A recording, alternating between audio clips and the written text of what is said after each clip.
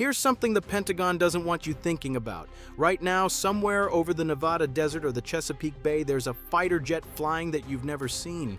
Not a prototype that's been teased in press releases. Not a concept that's been leaked to defense blogs. An actual full-scale 6th-generation fighter aircraft that's been built, that's being tested, and that represents the future of naval aviation. And here's the kicker. The Pentagon tried to kill it. They buried it under a budget so laughably small that it couldn't have bought a single F-35 to $74 million. That's what they allocated for the Navy's next-generation carrier fighter in the 2026 budget. The cost of developing a fighter jet to replace the entire F/A-18 Super Hornet fleet was less than what some cities spend on a highway interchange. But then Congress stepped in and said no. They didn't just restore the funding, they detonated it. $972 million, 13 times increase. They forced the Pentagon's hand and kept alive what might be the most important fighter program America isn't talking about. This is the F/A-XX, and it's not just competing with the F-47. It might be more strategically critical. Let me back up because most people have never heard this designation. But first, what even is the F/A-XX? It's the U.S. Navy's 6th-generation fighter program designed to replace the F/A-18 Super Hornet on carrier decks starting in the mid-2030s. And when I say 6th generation, I don't mean incrementally better than the F-35. I mean a fundamental rethinking of what a carrier-based fighter even is. We're talking about an aircraft that blurs the line between fighter, bomber, electronic warfare platform, and drone quarterback. An aircraft that might not even look like a traditional fighter when you finally see a photo of it. And yes, there are prototypes, plural. According to defense analysts and company statements, both Boeing and Northrop have built prototypes that are in flight testing, though exact details remain classified. The Navy hasn't decided which company gets the contract. That decision could come any day. So why did the Pentagon try to bury this program? The official line is that the industrial base can't handle two 6th-generation fighter programs at the same time. A senior defense official admitted they made a strategic decision to go all in on the F-47, the Air Force's next-generation air dominance fighter, because they believe the defense contractors simply didn't have the capacity to develop both simultaneously. The defense industrial base is struggling. Shipyards are backed up. Factories that build missiles are running at capacity. The skilled workforce that knows how to build fighter jets is aging out, and there aren't enough young engineers and technicians coming up behind them. On paper, that sounds reasonable. Spread your resources too thin and you get two mediocre programs instead of one great one. But here's what that logic ignores. The Air Force and the Navy don't fight the same war. The F-47 is optimized for air superiority in contested airspace over places like the Pacific or Eastern Europe. It's designed to dominate the skies, kill enemy fighters, and enable follow-on strikes. The F/A-XX has to do all of that, but it also has to operate from a carrier deck. It has to take off and land on a moving ship. It has to fold up to fit in a hangar. It has to survive the salt, the corrosive sea air, the violent catapult launches and arrested landings that beat the hell out of airframes. And it has to handle missions the F-47 will never touch, like electronic attack and long-range maritime strike. The Navy's top officer gets this. Admiral Daryl Caudle, the Chief of Naval Operations, has been sounding the alarm publicly. He pointed to Operation Epic Fury, the recent carrier deployment to the Middle East when tensions with Iran were escalating, and said, imagine what that looks like in 10 years with a different Iran, with different capabilities that can go against the F-18 capabilities of today. That's not abstract fear-mongering. That's the head of the Navy saying our current jets won't cut it against the threats we'll face in a decade. And then he made it personal. He said when things heated up in Iran, guess who steamed over there? It was the United States Navy and the Abraham Lincoln Strike Group. Carriers are still America's go-to tool for rapid power projection, but carriers are only as good as the aircraft they carry. And if those aircraft can't survive against modern air defenses or can't penetrate contested airspace, then you've got a $100 billion floating target with a bullseye painted on the deck. Now, here's the timeline that should scare you. The F/A-18 Super Hornet production line shuts down in 2027. That's less than 2 years from now. After that, the Navy can't buy new Super Hornets even if it wanted to. The jets currently in service will keep flying for years, sure, but they're not getting younger. Airframes accumulate stress, avionics become outdated, stealth coatings degrade, and the threats those jets were designed to face in the 1990s and early 2000s are nothing like what they'll encounter in the 2030s. Meanwhile, China is sprinting ahead. They're not just building carriers, they're building carrier air wings to go with them. And they're not sitting around debating whether their industrial base can handle it. They're doing it. If the F/A-XX had been left with that $74 million budget, analysts estimated the program would have lost 5 to 10 years of development time, a decade. That's not a delay. That's potentially a death sentence for the program, because by the time it finally entered service, it might already be obsolete. Congress understood the stakes. The Senate Armed Services Committee and the House didn't just bump the funding. They sent a message. You can argue about budget priorities all day long, but there are certain capabilities you don't gamble with, and a next-generation carrier fighter is one of them. So what exactly is the F/A-XX? What makes it 6th generation, and why does it matter? Here's what makes it terrifying to enemies. The F/A-XX is expected to feature a tailless or near tailless configuration. Picture the B-21 Raider, that flying wing stealth bomber Northrop is building for the Air Force, but shrunk down to fighter size and ruggedized for carrier ops. Some designs being circulated show a fully horizontal, ultra-stealthy blended wing-body fuselage. That's not just about looking cool. A tailless design gives you broadband low observability, meaning you're stealthy across a wider range of radar frequencies, not just the specific bands that 5th-gen fighters like the F-35 are optimized against. It makes you harder to detect with older radar systems and harder to track with newer ones. The sensors are going to be deeply integrated into the airframe. We're not talking about a radar dome bolted to the nose.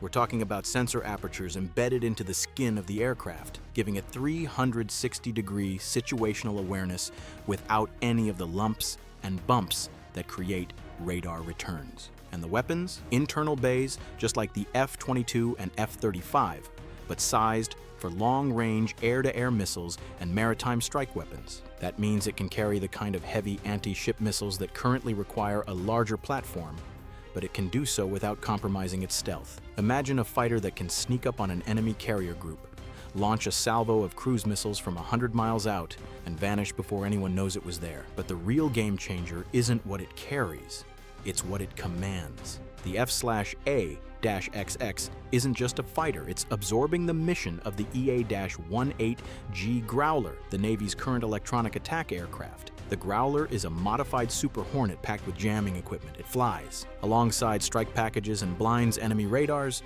spoofs missile systems, and disrupts communications. It's an incredibly important aircraft, but it's also a specialized platform that takes up deck space and requires its own maintenance pipeline. The F/A-XX will have that capability built in. It'll be able to jam, deceive, and disrupt enemy sensors while simultaneously fighting as an air superiority platformer dropping bombs. You're collapsing 3 or 4 mission sets into a single airframe, which means the carrier air wing gets more flexible and more lethal without growing in size. And then there's the drone swarm angle. This is where 6th generation fighters really separate themselves from anything that's come before. The F/A-XX is being designed to command and control collaborative combat aircraft, or CCAs. These are autonomous or semi-autonomous drones that will fly alongside the manned fighter, acting as loyal wingmen.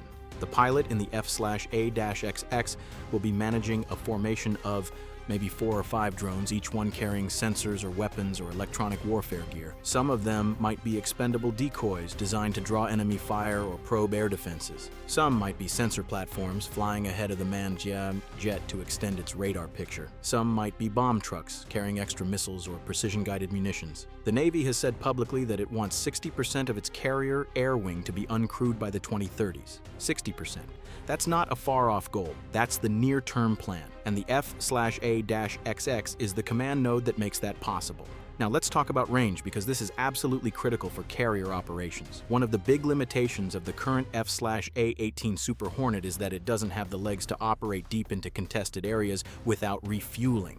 Carriers have to sail closer to the fight, which puts them at risk from anti-ship missiles.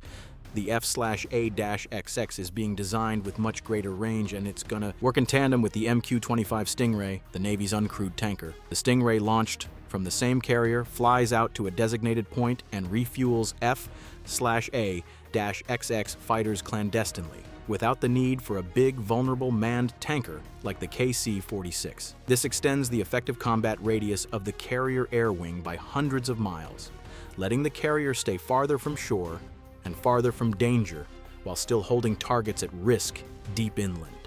So you've got an aircraft that's stealthy like a bomber, networked like a command ship, versatile like a Swiss Army knife, and capable of projecting power at ranges that make enemy commanders sweat. And two companies have already built versions of it. Boeing is one of the competitors, which makes sense because they build the Super Hornet, and they're developing the F-47 for the Air Force. They know carrier aviation, and they know how to design for the Navy's unique requirements. Northrop Grumman is the other finalist, and they bring the B-21 Raider pedigree.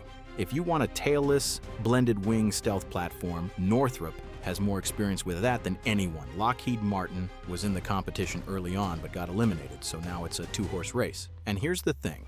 Both companies have reportedly built and are testing their prototypes. These aren't just computer models or wind tunnel tests. According to defense analysts and company statements, there are actual aircraft in flight testing, though exact details remain classified. The Navy is not starting from scratch.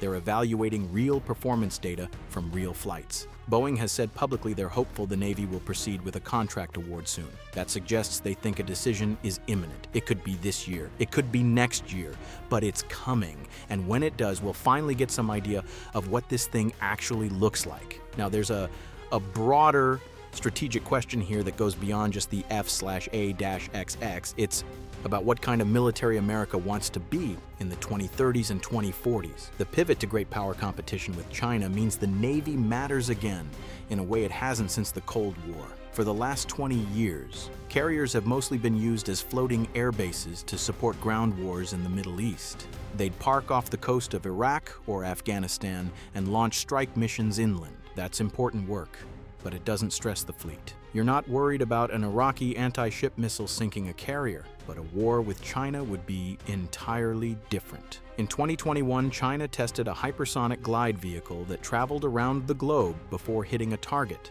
U.S. military officials called it a Sputnik moment. It's a weapon specifically designed to hunt carriers. And it's not the only one. China has anti-ship ballistic missiles, submarine-launched cruise missiles, long-range bombers carrying hypersonic weapons. They've studied how America fights, and they've built a military to exploit the weaknesses. One of those weaknesses is the limited range and capability of current carrier aircraft. If your fighters can't penetrate Chinese air defenses and your carriers have to stay 1,000 miles offshore to avoid getting sunk, then what's the point of having carriers? You've spent hundreds of billions of dollars on platforms that can't do their job. The F/A-XX is the answer to that problem. It gives the carrier air wing the range, the stealth, the sensors, and the weapons to operate in the most hostile environments on the planet.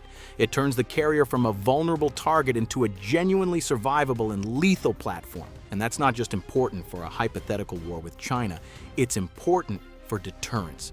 If Beijing knows that U.S. carriers can operate with impunity even inside the first island chain, that changes their calculus. It makes them think twice before doing something aggressive. Deterrence only works if your adversary believes you can. Actually do what you say you can do. And let's be clear about what happens if the F/A-XX doesn't get built. The Super Hornet production line closes in 2027. The jets in service today will keep flying, but by the mid-2030s, they'll be obsolete. The Navy will be forced to either extend the life of an aging platform that can't compete with modern threats, or they'll have to buy more F-35Cs, the carrier variant of the Joint Strike Fighter. The F-35C is a great aircraft, but it wasn't designed to be the backbone of the carrier air wing. It's a multi-role fighter, not a long-range penetrating striker. It doesn't have the range the Navy needs, it doesn't have the payload capacity, and it sure as hell can't command a swarm of drones the way the F/A-XX is designed to. Trying to make the F-35C do everything the F/A-XX is supposed to do is like trying to make a pickup truck do the job of a semi. It's the wrong tool for the job. So where does this leave us? The F/A-XX is funded. Congress has made it clear they're not letting this die. Two companies have built prototypes and are waiting for a contract decision. The Navy's leadership is publicly advocating for the program. The threat environment is getting worse, not better, and the clock is ticking. Every year of delay is a year closer to the Super Hornet's retirement and a year farther behind China's carrier aviation programs. This isn't a story about a hypothetical future jet. This is a story about a real aircraft that exists, that's being tested, and that will define naval aviation for the next 30 years. The only question is whether America builds it in time or whether we wake up in 2035 with a carrier fleet that can't fight the wars it was designed for. The Pentagon tried to kill the F/A-XX. Congress brought it back. Now we get to see if the Navy can actually deliver it before it's too late.